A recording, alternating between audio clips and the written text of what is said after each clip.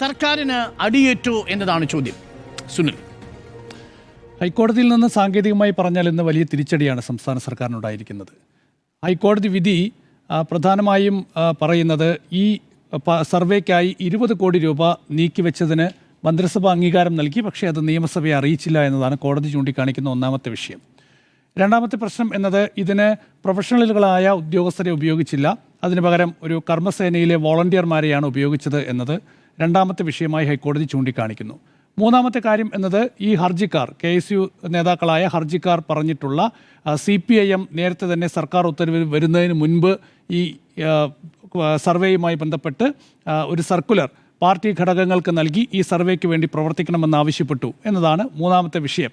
ഏതായാലും ഈ 3 കാര്യങ്ങൾ ചൂണ്ടിക്കാണിച്ചാണ് സംസ്ഥാന സർക്കാർ ഇപ്പോൾ നടത്തുന്ന ഈ സർവേക്ക് കേരള ഹൈക്കോടതി അനുമതി നിഷേധിച്ചിരിക്കുന്നത്, അത് റദ്ദാക്കിയിരിക്കുന്നത്. അതേസമയം ഈ സർവേ നടത്താനുള്ള സംസ്ഥാന സർക്കാരിൻ്റെ തീരുമാനത്തെയോ അതിൻ്റെ ഉദ്ദേശശുദ്ധിയെയോ കേരള ഹൈക്കോടതി ചോദ്യം ചെയ്യുന്നില്ല എന്നൊരു പ്രധാനപ്പെട്ട വിഷയമുണ്ട്. നമുക്കറിയാലോ, ഈ ഡേറ്റകൾ എന്ന് പറയുന്നത് വളരെ പ്രധാനപ്പെട്ടതാണ്. വിവരങ്ങൾ എന്ന് പറയുന്നത് ഒരു സർക്കാരിനെ സംബന്ധിച്ച്, വികസന പ്രവർത്തനങ്ങളെ സംബന്ധിച്ച് അതിൻ്റെ നട്ടെല്ലാണ് എന്ന് തന്നെ പറയാം. കാരണം വിവരശേഖരണത്തിൽ എന്തെങ്കിലും പിഴവ് പറ്റിയാൽ അത് വികസന പദ്ധതികളെ ആകെ ബാധിക്കും. ഇപ്പോൾ സ്മൃതി പറഞ്ഞല്ലോ, CPIM എന്തിനാണ് CPIMൻ്റെ പ്രകടന പത്രിക തയ്യാറാക്കുന്നതിന് വേണ്ടിയാണ് ഇങ്ങനെയൊരു സർവേ നടത്തിയെന്ന് നമുക്കറിയാലോ. 2004 UPA സർക്കാർ അധികാരത്തിൽ വന്നപ്പോൾ അന്നൊരു പൊതുമിനിമം പരിപാടി ഉണ്ടാക്കി. ആ പൊതുമിനിമം പരിപാടി എങ്ങനെയാണ് ഉണ്ടാക്കിയത്? അതിലാണ് തൊഴിലുറപ്പ് പദ്ധതി രാജ്യത്ത് വിഭാവനം ചെയ്തത്. ആ പദ്ധതി വിഭാവനം ചെയ്തത് അന്ന് എല്ലാ പാർട്ടികളും കൂടി ചേർന്നിരുന്നാണ് ആ പദ്ധതി വിഭാവനം ചെയ്തത്. പിന്നീടാണത് നടപ്പാക്കാനുള്ള തീരുമാനം സർക്കാർ എടുക്കുന്നത്. അപ്പോൾ ഒരു പാർട്ടി തന്നെയാണ്, ഒരു സർക്കാരിനെ സംബന്ധിച്ചിടത്തോളം ആ സർക്കാരിന് നേതൃത്വം നൽകുന്ന ഒരു പാർട്ടി തന്നെയാണ് അവിടെ നയപരമായ കാര്യങ്ങളിലൊക്കെ തന്നെ ചില പ്രധാനപ്പെട്ട തീരുമാനങ്ങൾ എടുക്കുന്നത്. ഏതായാലും ഈ സർവേ എന്ന് പറയുന്നത് സർക്കാരിൻ്റെ വികസനം എങ്ങനെ മുന്നോട്ട് പോകുന്നു, ആ വികസനത്തിൽ എന്തെങ്കിലും പോരായ്മകളുണ്ടോ, പാളിച്ചകളുണ്ടോ, അത് പരിഹരിക്കുക എന്നത് ലക്ഷ്യം വെച്ചാണ് ഈ സർവേ നടത്തിയത് എന്ന് സർക്കാർ ചൂണ്ടിക്കാണിക്കുന്നു. ആ സർവേയുമായി വേണമെങ്കിൽ ഇനിയും വരാൻ പോകുന്ന സർക്കാരുകൾക്ക്, അല്ലെങ്കിൽ ഇപ്പോൾ ഈ സാങ്കേതിക പ്രശ്നങ്ങളൊക്കെ തന്നെ പരിഹരിക്കുകയാണെങ്കിൽ സർക്കാരിന് മുന്നോട്ട് പോകുന്നതിന് എന്തെങ്കിലും തടസ്സമുണ്ട് എന്ന് ഞാൻ കരുതുന്നില്ല. ഏതായാലും ഈ ഡേറ്റകളെക്കുറിച്ച് നമ്മൾ പരിശോധിക്കുമ്പോൾ നമുക്കറിയാലോ, ഇന്ത്യയിൽ വരുന്ന സാമ്പത്തിക വളർച്ചയെക്കുറിച്ചായാലും GDP-യെക്കുറിച്ചായാലും ഒക്കെയുള്ള ഡേറ്റകളിൽ വലിയ സംശയമാണ് IMF-ഉം അതുപോലെ തന്നെ വേൾഡ് ബാങ്കും ഒക്കെ തന്നെ അറിയിച്ചിട്ടുള്ളത്. IMF-ൻ്റെ 3C കാറ്റഗറിയിലാണ് ഇന്ത്യയിലെ ഡാറ്റകളുള്ളത്. പ്രത്യേകിച്ച് സാമ്പത്തിക വളർച്ചയെക്കുറിച്ച്, GDP-യെക്കുറിച്ചും ഒക്കെ തന്നെ ഇന്ത്യ പുറത്തുവിടുന്ന, കാർഷിക വളർച്ചയെക്കുറിച്ച് പുറത്തുവിടുന്ന ഡേറ്റകളിലൊക്കെ തന്നെ വലിയ സംശയമാണ് IMF-നൊക്കെ തന്നെയുള്ളത്. അതുകൊണ്ടാണ് ഇന്ത്യ ഏറ്റവും പുറകിൽ, റാങ്കിങ്ങിൽ ഏറ്റവും പുറകിലുള്ളത് ഈ ഡേറ്റകളുടെ കാര്യത്തിൽ. നമുക്കറിയാലോ, 2019 ജനുവരി 28-ന് ഇന്ത്യയിൽ ഈ സ്റ്റാറ്റിസ്റ്റിക്സ് കമ്മീഷനിലെ 2 പ്രധാനപ്പെട്ട അംഗങ്ങൾ രാജിവെച്ചു. അതിലൊരാൾ മലയാളിയായിരുന്നു, PC മോഹനൻ. രണ്ടാമത്തെ അംഗത്തിൻ്റെ പേര് എന്ന് പറയുന്നത് JV മീനാക്ഷി എന്നാണ്. ഡൽഹി യൂണിവേഴ്സിറ്റിയിലെ പ്രൊഫസറായിരുന്നു. ആ അംഗങ്ങൾ രാജിവെച്ചത് ഈ സ്ഥിതിവിവര കണക്കുകൾ തയ്യാറാക്കുന്ന ഈ കമ്മീഷൻ്റെ തീരുമാനങ്ങളെ മറികടന്നുകൊണ്ട് ഡാറ്റകളിൽ കേന്ദ്ര സർക്കാർ കൃത്രിമം കാട്ടാൻ ശ്രമിച്ചു, കേന്ദ്ര സർക്കാരിൻ്റെതായ ഡാറ്റകൾ തിരികെ കയറ്റാൻ ശ്രമിച്ചു എന്നത് ചൂണ്ടിക്കാണിച്ചാണ് അവരുടെ രാജി ഉണ്ടായിരുന്നത്. അപ്പോൾ ഈ ഡാറ്റകളിൽ എന്തെങ്കിലും തരത്തിലുള്ള കൃത്രിമം ഉണ്ടായാലോ, ഈ വികസന പദ്ധതികളുടെ കാര്യത്തിൽ എന്തെങ്കിലും തെറ്റായ വിവരങ്ങൾ സർക്കാരിന് മുമ്പിൽ വരികയോ ചെയ്താൽ അത് പിന്നീടുള്ള പ്രഖ്യാപനങ്ങളെയൊക്കെ തന്നെ ബാധിക്കും. ഒരു സർക്കാരിൻ്റെ മുന്നോട്ടുള്ള പ്രവർത്തനങ്ങളെ ആകെ തന്നെ ബാധിക്കും. നമുക്കറിയാലോ, ഈ കോവിഡ് കാലത്ത് കോവിഡ് മരണങ്ങളുമായി ബന്ധപ്പെട്ടുള്ള കണക്കുകൾ പുറത്തു വന്നത്, ഇന്ത്യയിൽ 5 ലക്ഷം പേർ മരിച്ചു എന്നാണ് നമ്മുടെ ഔദ്യോഗിക കണക്ക്. പക്ഷേ അനൗദ്യോഗിക കണക്കുകൾ വരുന്നത് 45 ലക്ഷത്തിലധികം പേർ ഇന്ത്യയിൽ മരിച്ചു എന്നാണ് കോവിഡ് കാലത്ത്. നമുക്കറിയാലോ, ഗംഗയിലൂടെയും യമുനയിലൂടെയും 10,000-കണക്കിന് മൃതദേഹങ്ങൾ ഒഴുകി വന്നു എന്നുള്ള റിപ്പോർട്ടുകൾ.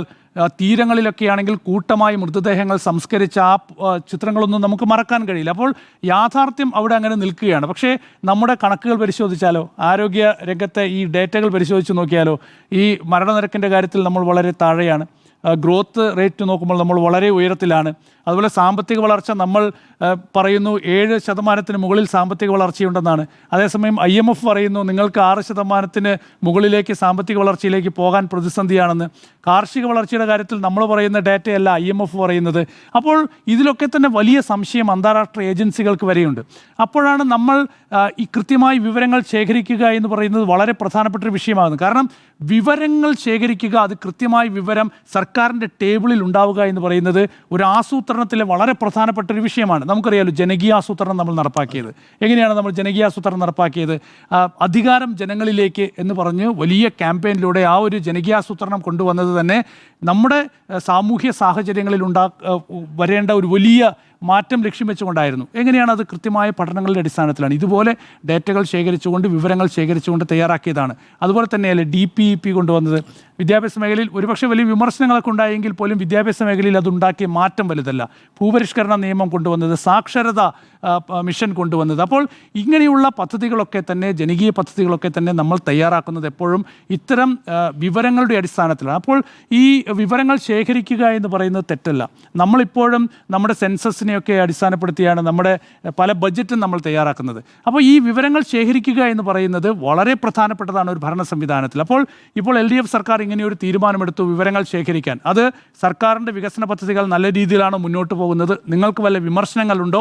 സാമൂഹ്യക്ഷേമ പദ്ധതികളിൽ എന്തെങ്കിലും മാറ്റം വരുത്തേണ്ടതുണ്ടോ? അപ്പോൾ ജനങ്ങൾ അതിനുള്ള മറുപടി നൽകുകയും അത് സംബന്ധിച്ചുള്ള ഒരു സർവേ റിപ്പോർട്ട് ഗവൺമെൻറ് മുന്നിൽ ഉണ്ടാവുകയും ചെയ്താൽ ഒരുപക്ഷെ ഈ സർക്കാർ മാറി ഇനി അടുത്ത UDF സർക്കാരാണ് അധികാരത്തിൽ വരുന്നതെങ്കിൽ പോലും എങ്ങനെയാണ് ഇനി മുന്നോട്ട് പോകേണ്ടത് എന്ന ഒരു പാത അവിടെ തുറന്നു വയ്ക്കുകയാണ്.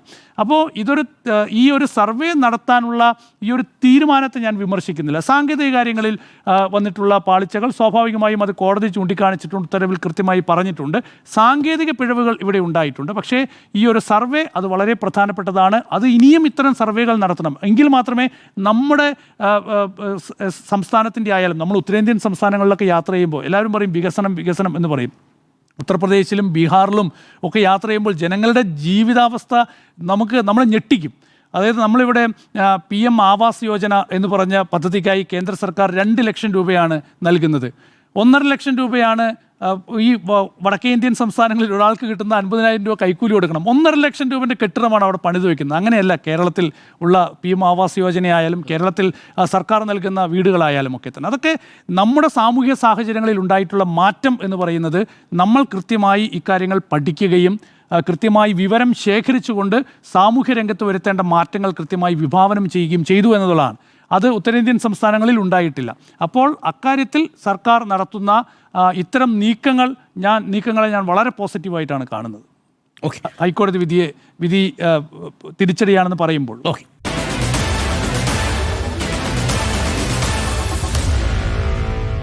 Meet the editors.